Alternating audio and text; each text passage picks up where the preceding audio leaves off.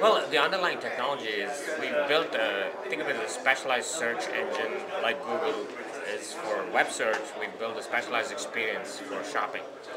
And the whole purpose of the find is to gather every information that's out in the web about shopping. And the easiest thing is products from all the stores. We also gather all the coupons, all the reviews, all the store information, all the local addresses, everything you would imagine yourself looking for when you look for shopping. Well, there's three different ways. One is if you have a website, we probably already crawled your website. We have your products there. Second is you can go through our feed submission process, which people like ChannelAdvisor can help you. And we take a free feed, just like Google does. And the third way is to provide a custom feed that you can just use our feed format, submit it directly yourself. Go to our merchant center, which is thefind.com/merchant, and submit your feed.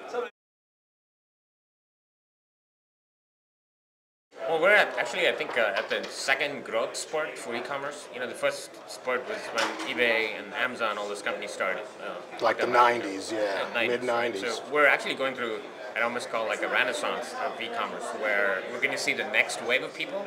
And some of this happened because last year of the recession, lots of people got comfortable using the computer to shop and getting a better deal and really understanding the value of the dollar. And I think that is part of the consumer trend, the comfort level in shopping.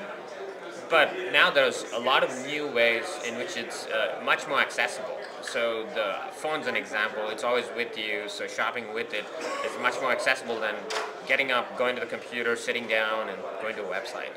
And I think the third interesting thing is a lot of new variations. There's lots of interesting stuff on using social media to help you get more validation on what to buy. There's interesting ways in which you could get private sales, deal of the day. So those are, on the internet, those things always existed, but on the internet it's just much more easier to attract an audience and get people to shop. And so those group buying is another example. You can now actually make that work, and so I think it's kind of look at it as 4 or 5 things all pushing the boat the same way. The tide, the wind, so on and so forth. And here, in that case, what would that be? Would be the consumer momentum for e-commerce, the growth of new devices that help you access it much more closer to you, the growth of influence of social and friends, and lastly, the new formats, all kinds of new ways to buy things that are even better deals. I think it's more than the wind. We got the storm at our back. And wow. It's pushing the boat really fast. I think the spurt I meant is, you know, when kids grow up, suddenly around, when they hit puberty, they just like jump up in size.